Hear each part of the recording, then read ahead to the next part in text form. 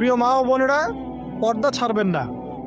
আপনাদের জন্য 4টা কাজ: স্বামীর আনুগত্য করা, লজ্জাস্থানের হেফাজত করা, আপনার 5 ওয়াক্ত সালাত ঠিকঠাক মতো আদায় করা এবং রমজান মাসে সওম রাখা।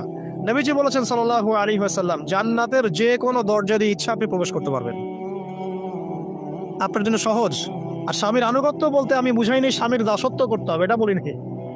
এখনকার কিছু ফ্যামিলিস্ট মেয়ে আছে, ওরা আনুগত্য শব্দ মনে হয় যে দাসত্ব মনে হয়। আনুগত্য আর দাসত্ব এক জিনিস না। আনুগত্য কি? স্বামী কোরআন সুন্নাহর অনুকূলে কোনো কথা বলেছে, আপনি মানবেন। স্বামী বলছে পর্দা করো, তোমাকে ভালোবেসে বলছি তুমি পর্দা করো, তুমি আমার অনেক প্রিয় একজন মানুষ, তুমি বেপর্দায় বাইরে যাবা, লোকজন দেখবে, কেমন হয়? ঠিক আছে, তোমাকে তো আমি বিয়ে করেছে, তুমি আমার, মানুষ তোমাকে দেখবে কেন? ঠিক আছে, তো এখন স্বামী ভালো কথা বলেছে, আপনি শুনলেন, এটা আনুগত্য। আর ওই স্বামী যদি বলে আসো তো আমার কলিগরা এসেছে, ওকে খাবার সার্ভ করতে হবে, আসো খাবারটা পরিবেশন করো, এখন আপনি বেপর্দা হয়ে আপনার স্বামীর কলিগের সামনে খাবার পরিবেশন করতে শুরু করলেন, এটা কি আনুগত্য করতে হবে? এটা তখন আপনি আনুগত্য করবেন না। সিম্পল, কোরআন সুন্নাহর অনুগত কাজে আপনি স্বামীর আনুগত্য করবেন, বিপরীতে গেলে আপনি করবেন না। স্বামীর আনুগত্য মানে স্বামীর দাসত্ব নয়। আর এই হাদিসটা আপনি কেন ভুলে যান যে আল্লাহ রাসূল সাল্লাল্লাহু আলাইহি ওয়াসাল্লাম বলেছেন, আল্লাহ ছাড়া যদি কাউকে সেজদা করা যেত, সম্মান বুঝাচ্ছেন, আল্লাহ ছাড়া যদি কাউকে সেজদা করা জায়েজ হতো, আমি মেয়েদেরকে বলতাম যেন স্বামীকে সেজদা করে। কেন?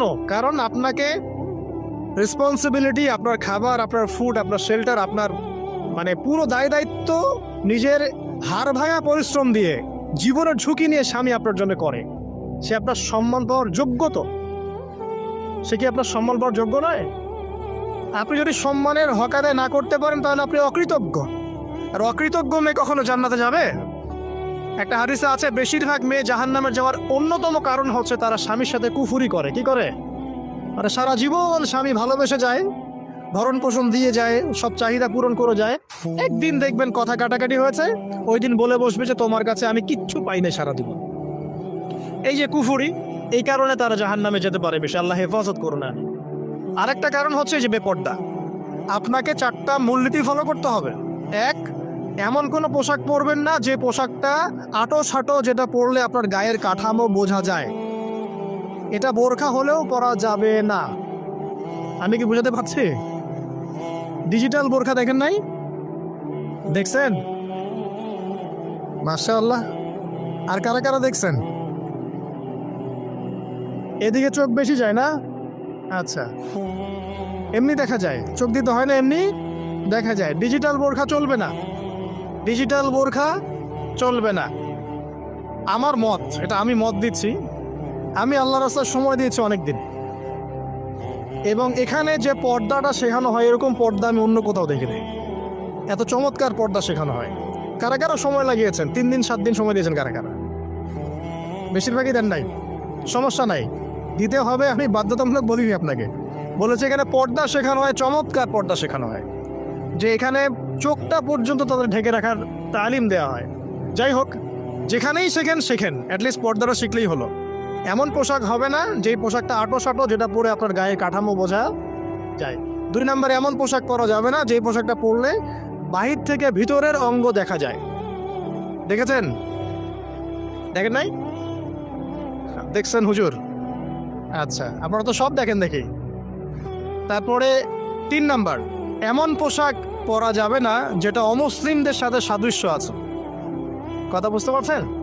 অমুসলিমদের ধর্মীয় বিষয়ের সাথে সাদৃশ্য আছে এমন পোশাক মুসলিম মেয়েদের পরা যাবে না। এর মানে এই নয় যে অন্য ধর্মকে আপনি আক্রমণ করবেন, এটাও নয়। যে যার ধর্ম তাদের স্বাধীনতা মতো পালন করবে। মুসলিমরা বাধা দিবে? দিবে না। মুসলিমরা দাওয়াত দিতে পারে। কি করতে পারে?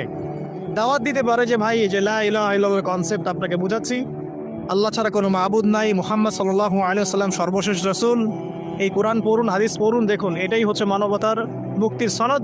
এরপর যদি সে ইসলাম কবুল করে আলহামদুলিল্লাহ, যদি না করে এর হিসাব কে দিবে? সে নিজে দিবে। এর হিসাব কি আমাকে দেওয়া লাগবে? দেওয়া লাগবে না। তো অমুসলিমদের সাথে সাদৃশ্য আছে এমন পোশাক চলবে না। আচার হচ্ছে, পুরুষরা মেয়েদের পোশাক পরতে পারবে না, মেয়েরা পুরুষদের পোশাক পরতে পারবে না। জি, আপনাদেরকেই বলছি, আপনারা জিন্স পরতে পারবেন না, মেয়েদেরকে বলছি, এবং টি শার্ট পরতে পারবেন না। আপনারা ওই যে যা ইচ্ছা তাই ড্রেস পরে বলবেন যে 1000 বছরের